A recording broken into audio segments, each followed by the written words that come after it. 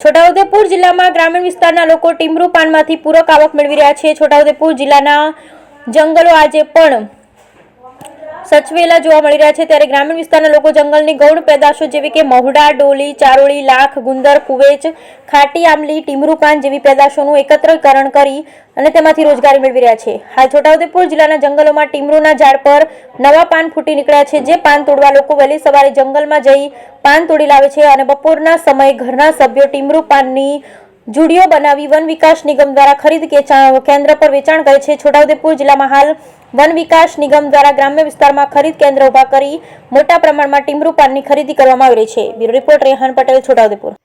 અમારા ગામમાં હમણાં જે વર્તમાનમાં આ ટીમરૂના પાન સવારમાં વહેલા 4 વાગે ઉઠીને જંગલમાં ટીમરૂના પાન તોડવા જાય છે અને આખા જે કંઈ ડુંગરમાં જાય પછી અમુક શું કહેવાય નાની મોટી એમ સમસ્યા હોય, એમને નાના મોટા જીવજંતુ હોય, એમના ગભરાટ હોય, તોય છતાં ગામ લોકો આના માટે રોજગારી ઊભી કરવા માટે ટીમરૂના પાન તોડવા જાય છે જંગલમાં ને સાંજે કલેક્શન જે પાંદડાની દુકાન હોય લેવાની, ત્યાં જઈને 4 વાગે એવા ટાઈમ પર જાય 6 વાગ્યા સુધી કે ત્યાં પછી એ વેચવા જાય।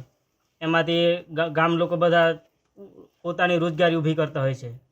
શું ભાવ મળે તમને ટીમરૂના પાનનો? શું ભાવ મળે? તો હમણાં અત્યારે 2 રૂપિયા એક જોડીના ચાલે છે। તો આ એક વાતનો ગંભીર મુદ્દો કહેવાય કે થોડો સરકારને અમે માંગ કરીએ છીએ કે વધારે એનો ભાવ મળે।